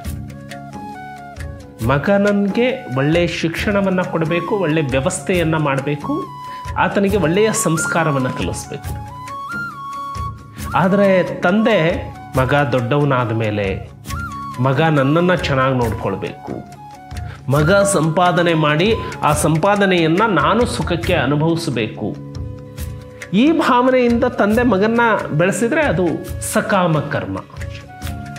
ಹಾಗಾಗಿ ನಾವು ಸಮಬುದ್ಧಿಯಲ್ಲಿರಬೇಕು, ಬುದ್ಧಿಯೋಗವನ್ನು ಆಶ್ರಯಿಸಬೇಕು. ಯಾವುದೇ ಕರ್ತವ್ಯವನ್ನು ಮಾಡುವಾಗಲೂ ಕೂಡ ಫಲದ ಇಚ್ಛೆ ಇಲ್ಲದೆ ಕರ್ತವ್ಯವನ್ನು ಮಾಡಬೇಕು. ಹಾಗಿದ್ರೆ ಕರ್ತವ್ಯವನ್ನು ಹೇಗೆ ಮಾಡಬೇಕು? ಇದನ್ನು ಶ್ರೀಕೃಷ್ಣ ಬಹಳ ಚೆನ್ನಾಗಿ ಸ್ಪಷ್ಟವಾಗಿ ಹೇಳ್ತಾನೆ. ಮಾಡುವ ಕರ್ತವ್ಯದಲ್ಲಿ ಒಂದಿಂಚು ಕೂಡ ಅನಾಸಕ್ತಿಗೆ ಅವಕಾಶವಿಲ್ಲ. 100% ಎಫರ್ಟನ್ನು ಹಾಕಿ ಕರ್ತವ್ಯವನ್ನು ಮಾಡಬೇಕು. ಆದರೆ ಪ್ರಯತ್ನ ನಮ್ಮದು, ಫಲ ನಿನ್ನದು, ಈ ಭಾವನೆ ಇದೆಯಲ್ಲ, ಈ ಭಾವನೆಯಿಂದ ನಾವು ಮಾಡಿದಾಗ ಯಾವತ್ತಿಗೂ ಕೂಡ ನಾವು ನಿರಾಶೆಗೆ ಒಳಗಾಗೋದಕ್ಕೆ ಸಾಧ್ಯವೇ ಇಲ್ಲ. ಯಾಕೆ ಎಲ್ಲ ಫ್ರಸ್ಟ್ರೇಷನ್ಗೆ ಒಳಗಾಗ್ತಾರೆ, ಯಾಕೆ ಎಲ್ಲ ಡಿಸಪಾಯಿಂಟ್ಮೆಂಟಿಗೆ ಒಳಗಾಗ್ತಾರೆ ಅಂತ ಹೇಳಿದ್ರೆ, ಮಾಡುವ ಕರ್ತವ್ಯ ಕಡಿಮೆ, ಬಯಸುವ ಫಲಿತಾಂಶ ಜಾಸ್ತಿ. ಆದರೆ ಈ ಶ್ಲೋಕ ಹೇಳುವಂಥದ್ದು ಮಾಡುವ ಕರ್ತವ್ಯದಲ್ಲಿ ಒಂದೊಂಚೂ ಕೂಡ ಚ್ಯುತಿ ಇರಬಾರದು, ಆದರೆ ಫಲದ ಅಪೇಕ್ಷೆ ಇರಬಾರದು. ಯೋಚನೆ ಮಾಡಿ, 100% ಎಫರ್ಟ್ ಹಾಕಿದ ಮೇಲೆ ಬರುವಂತಹ ರಿಸಲ್ಟ್ ಬಂದೇ ಬರುತ್ತೆ ಅಲ್ವಾ? 100% ಎಫರ್ಟ್ ಹಾಕಿದ ಮೇಲೂ ಕೂಡ ರಿಸಲ್ಟ್ ಬರಲಿಲ್ಲ ಅಂದರೆ ಬಹುತೇಕ ನಮ್ಮ ಹಣೆಯಲ್ಲೇ ಅದು ಇಲ್ಲ ಅಂತ. ಹಾಗಾಗಿ ಯಾಕೆ ಶೋಕಿಸಬೇಕು? ಶೋಕಿಸುವಂಥದ್ರಲ್ಲಿ ಏನು ವೈಜ್ಞಾನಿಕತೆ ಇದೆ? ಬಂದ ಪರಿಸ್ಥಿತಿಯನ್ನಂತೂ ನಿಭಾಯಿಸಲೇಬೇಕು. ಎಷ್ಟು ಸ್ಥಿತಪ್ರಜ್ಞೆಯಿಂದ ಇಂದಿನ ಆಧುನಿಕ ಜಗತ್ತಿನಲ್ಲಿ, ಇಂದಿನ ವೇಗದ ಮೆಟೀರಿಯಲಿಸ್ಟಿಕ್ ಲೈಫ್ನಲ್ಲಿ ಹೇಗೆ ಬದುಕಬೇಕು ಅನ್ನೋದನ್ನು ಈ ಶ್ಲೋಕ ಹೇಳುತ್ತೆ. ಹಾಗಾಗಿ ಇವತ್ತಿನ ಯುವ ಪೀಳಿಗೆಗೆ, ಇವತ್ತಿನ ದಿನಮಾನಕ್ಕೆ ಭಗವದ್ಗೀತೆ ಬಹಳಷ್ಟು ಪ್ರಸ್ತುತ ಅಂತ ನಿಮಗನ್ನಿಸೋದಿಲ್ವಾ? ನಾಳೆ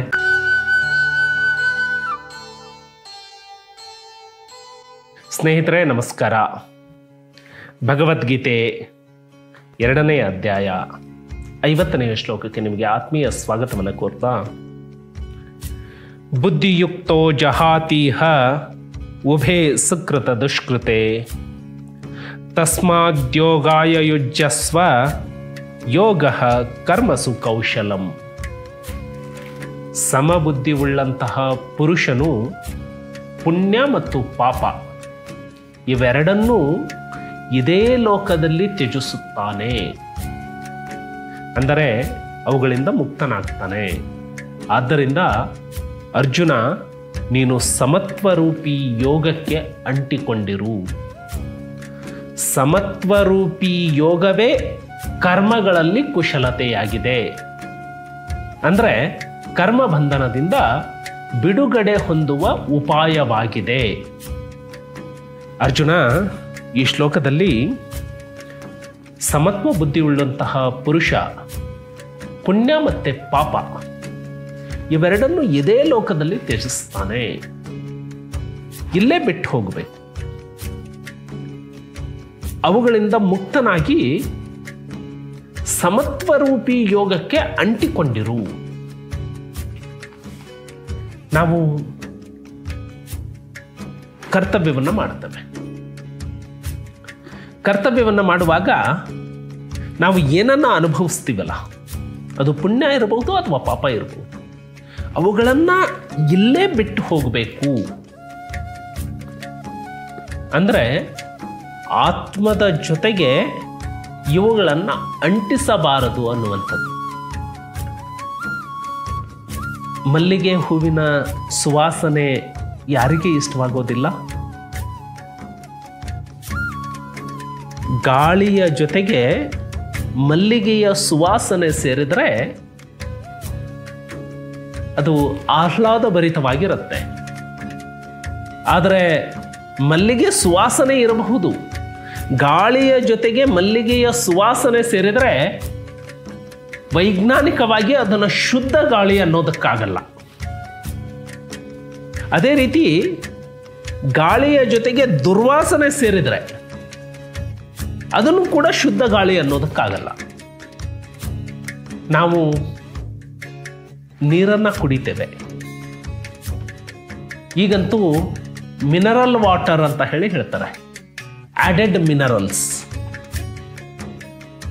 ಆದರೆ ವೈಜ್ಞಾನಿಕವಾಗಿ ಶುದ್ಧವಾದ ನೀರು ಯಾವುದು ಅಂದರೆ ಈ ಮಿನರಲ್ಸ್ ಕೂಡ ಇಲ್ಲದೆ ಇರುವಂಥದ್ದು. ಆಮೇಲೆ ಚರಂಡಿಯ ನೀರು ಶುದ್ಧ ನೀರಾಗತ್ತಾ?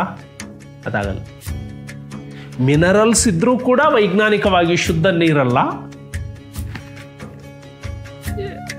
ಕಲ್ಮಶ ಪದಾರ್ಥಗಳು ಸೇರಿದ್ರೂ ಕೂಡ ಅದು ಶುದ್ಧ ನೀರಲ್ಲ.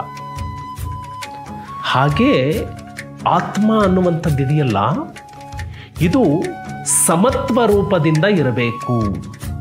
ಹಾಗಾಗಿ ಪುಣ್ಯ ಮತ್ತು ಪಾಪ ಇವು ಎರಡೂ ಕೂಡ ಇಲ್ಲೇ ವರ್ಜಿತವಾಗಬೇಕು, ಅದು ಆತ್ಮದ ಜೊತೆಗೆ ಸೇರಬಾರದು. ಆ ರೀತಿ ನಾವು ಮಾಡುವಂತಹ ಕರ್ಮ ನಮ್ಮನ್ನು ಕರ್ಮ ಬಂಧನದಿಂದ ಬಿಡುಗಡೆ ಮಾಡಬೇಕು.